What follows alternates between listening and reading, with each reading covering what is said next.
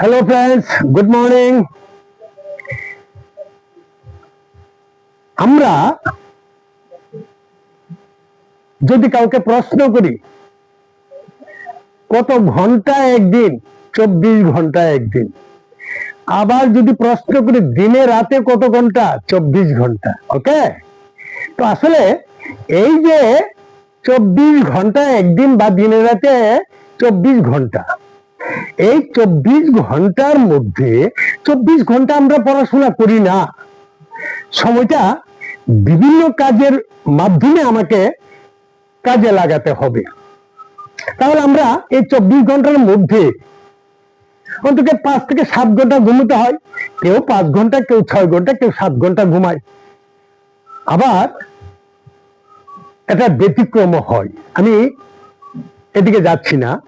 তবে 24 ঘন্টা থেকে আমার যদি 7 ঘন্টা চলে যায়, আরো কত ঘন্টা থাকে? 17 ঘন্টা।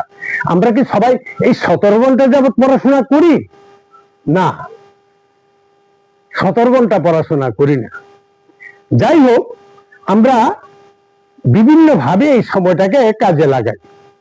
কেউ হয়তো 8 ঘন্টা, 10 ঘন্টা, 12 ঘন্টা হয়তো পড়াশোনা করি, 15 ঘন্টা কেউ পড়ে, যার যার ব্যাপার।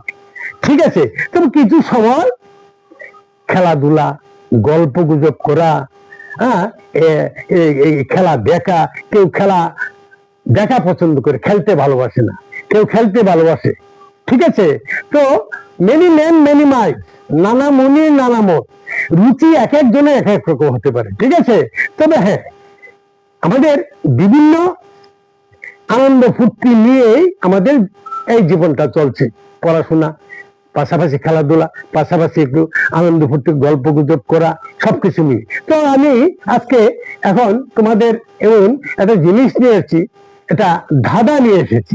ধাঁধা, ওকে, রিডার্স, ইংরেজিতে বলে রিডার্স। ওকে, দেখো বন্ধুরা, আমি এখানে লিখেছি A is the father of B, B is not the son of এ।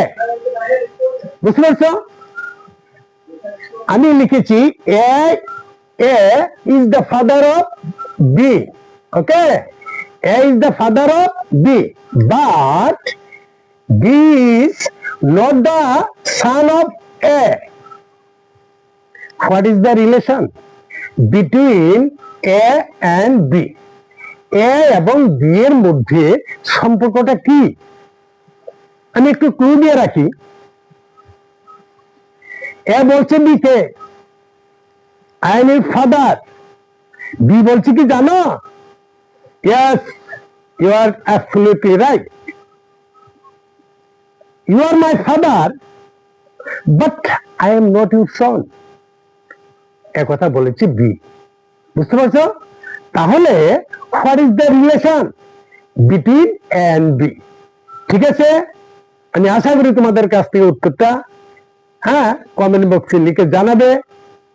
আশা করি তোমাদের কাছ থেকে। ঠিক আছে বন্ধুরা, thank you so much everyone.